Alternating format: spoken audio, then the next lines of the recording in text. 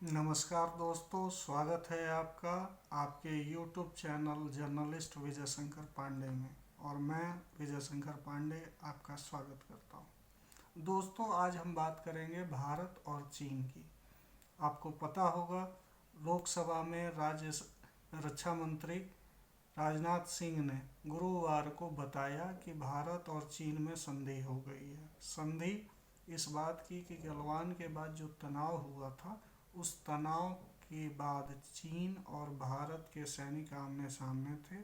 अब इस बात पे सहमति बनी है कि दोनों सेनाएं वापस जाएंगी। इस पे बहुत सारा चर्चा, तर्क कुतर्क हो रहे हैं, मगर मैं आपको यहाँ सच्चाई बताने जा रहा हूँ कि स्थिति क्या हुई है। दरअसल पहले जो गलवान घाटी का जो अप्रैल में इंसिडेंट हुआ था, उस समय स्थिति ये थी कि भारतीय सेना फिंगर नंबर 3 पर रहती थी, जहां उनकी पोस्ट है, और वो फिंगर नंबर 8 तक वहां जाकर देखते रहते थे कि कोई निर्माण तो नहीं हो रहा है, और चीन की सेना फिंगर 8 से पीछे रहती थी। अब गलवान के समय क्या हुआ कि चीनी सेना फिंगर 8 से बढ़ के और फिंगर 4 तक जो है उसने निर्माण कर लिया, और उसी को रोकने के लिए हिंसक झड़प हुई थी। अब जो समझौता हुआ है वह ये हुआ है कि भारतीय सेना फिंगर 3 के अपने पुराने जगह पे मौजूद रहेगी, और चीन की सेना जो फिंगर 4 तक आ गई थी वो वापस फिंगर 8 के पीछे चली जाएगी।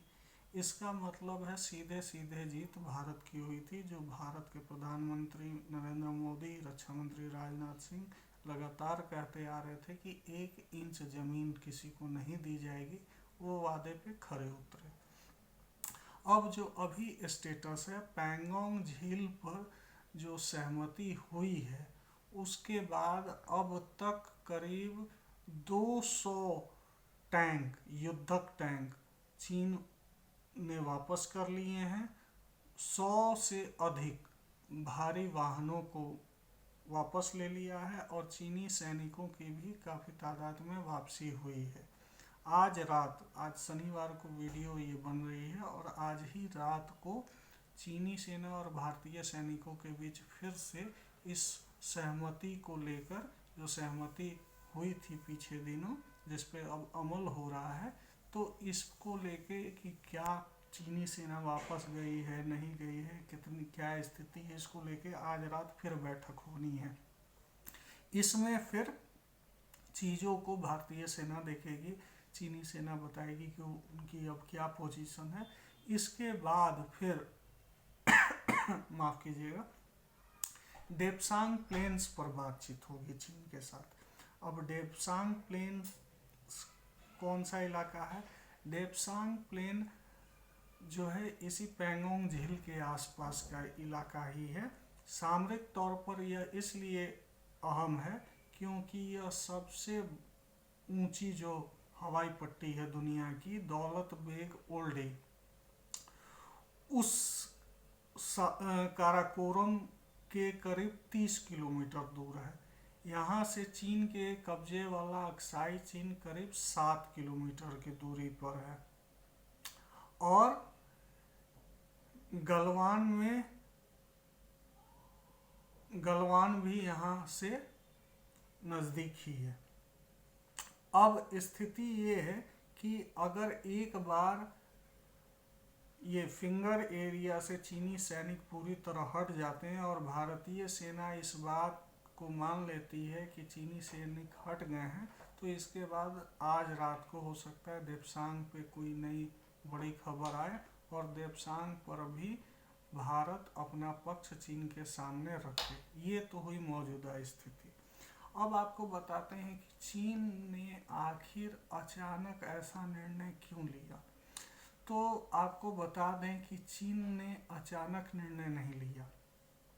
आपको पता होगा कि अप्रैल के समय जब यह गलवान वाला इंसिडेंट हुआ था, तो उस समय चीन को लगा था कि भारत जो है जवाब नहीं देगा, और वो धीरे धीरे बढ़ता जाएगा जैसे वो हर समय करता रहा है। लेकिन अब हुकूमत बदल चुकी थी, उसको चीन को जो है डोकलाम के बाद जो है गलवान में भी भारतीय सेना ने जवाब दिया।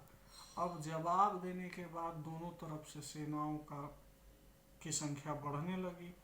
इसको देख के चीन टेंशन में आ गया, लेकिन वह यह भी जान रहा था कि अभी जो मई जून वाली जो स्थिति थी, तो तुरंत के तुरंत उसको वापस लेने में किसी भी चीन मजबूत राष्ट्र है, तो उसको भी लग रहा था कि सिचुएशन देखते हैं कि भारत कितना टफ स्टैंड ले सकता है।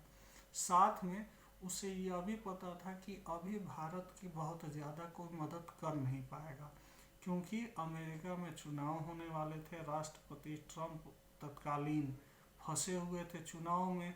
अगर वो चुनाव के समय अपनी सेना को सीधे सीधे उतार देते तो फिर उनके लिए भी थोड़ा मुश्किल होता, और चीन भी यह सोच रहा था कि अगर ट्रंप को ये सैनिक उतार देते हैं तो शायद उनको फ़ायदा भी हो जाता चीन के खिलाफ सीधे सैनिक भेजने पे। तो चीन ने क्या किया कि इस मामले को ठंडे बस्ते में डाल दिया कि अमेरिकी चुनाव होने तक मामले को टाल दिया जाए, दोनों तरफ से सेना पड़ी हुई है, पड़ी रहने दें। अब क्या हुआ कि चीन को ये उम्मीद थी कि जो बाइडन आएंगे, जो बाइडन जो है सारा ध्यान अपना रूस पे रखेंगे और अंदरूनी राजनीति पे रखेंगे।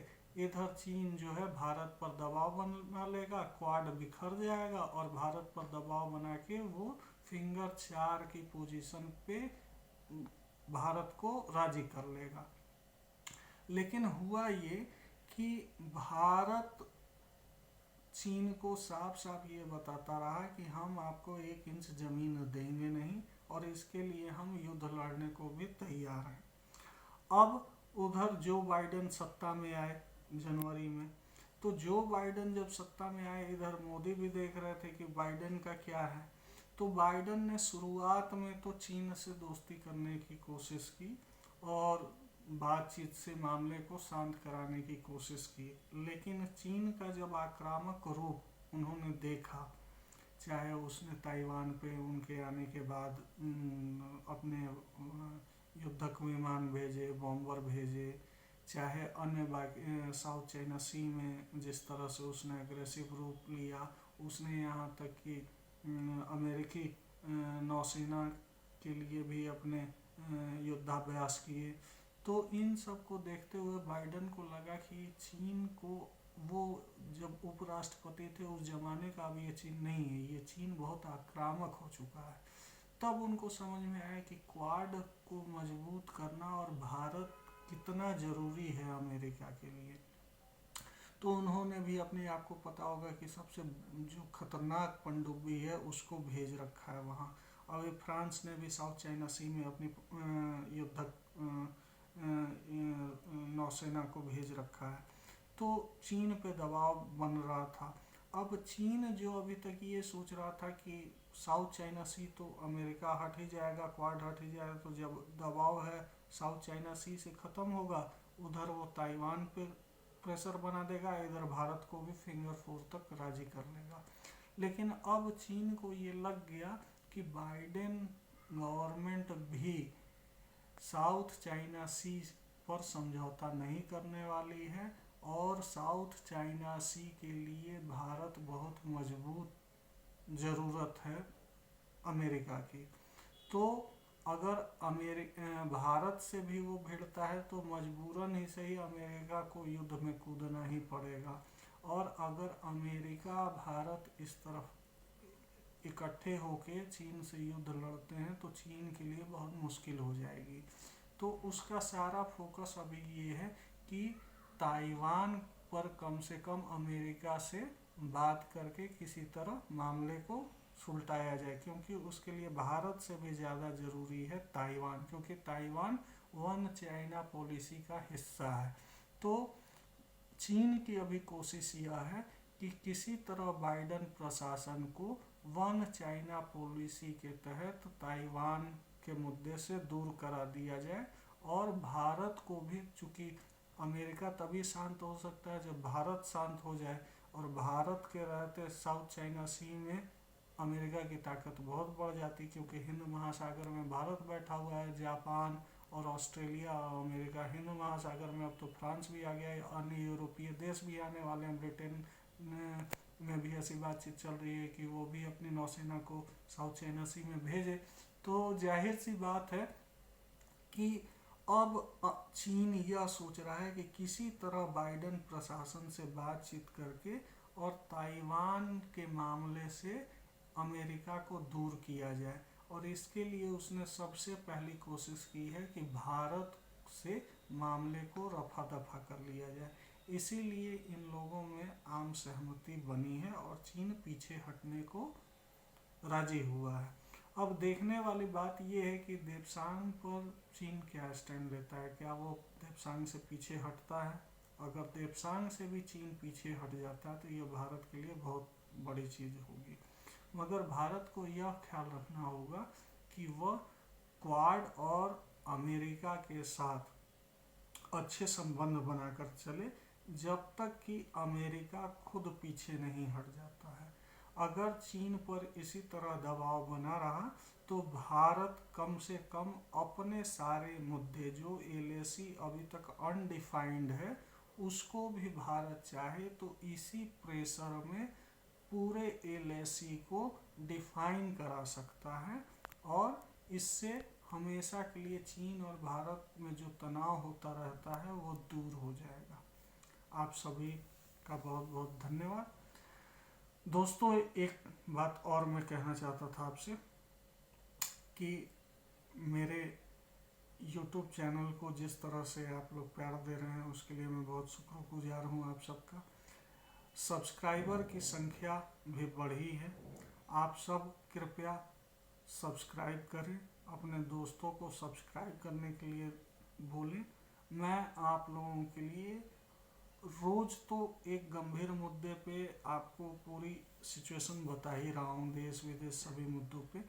साथ ही अब मैं सोच रहा हूँ, माफ़ कीजिएगा, मैं ये सोच रहा हूँ कि आप लोगों की ज़िंदगी में खबर तो महत्वपूर्ण है ही, लेकिन साथ ही एक चीज़ ऐसा भी है जिसको आदमी सोचता रहता है कि मेरा भाग्य क्यों नहीं काम कर रहा है या मेरा काम क्यों नहीं बन रहा है।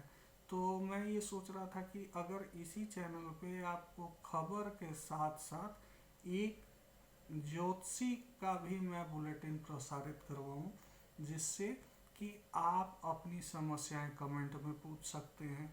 साथ ही आपके रोज दैनिक जीवन में क्या परिवर्तन होने वाले हैं, आपको कैसे रहना चाहिए, क्या करना चाहिए, कौन सी पूजा आने वाली है, उस पूजा का क्या महात्मा है, ये सारी जानकारी भी आपको मिल सकेगी। तो आप जितना सब्सक्राइब करेंगे, यह चैनल सिर्फ ऐसा नहीं है कि एक खबरों के लिए है, मैं इसको धीरे धीरे, अभी तो मैं खबरों का ये कर रहा हूँ, एक खबर दे रहा हूँ, धीरे धीरे मैं खबरों की संख्या भी बढ़ाऊँगा। जो 4-5 महत्वपूर्ण खबरें होंगी देश विदेश की वो आपको बताऊँगा। साथ ही आपके ज़रूरत की हर चीज़ जैसे ज्योतिष हो गया, इसको भी इसमें शामिल करूँगा। तो आप लोग सब्सक्राइब करते रहिए, वीडियोस देखते रहिए, लाइक्स करते रहिए, और अगर कोई सुझाव हो तो ज़रूर दें, उस पर मैं ज़रूर अमल करूँगा। आप सभी का धन्यवाद।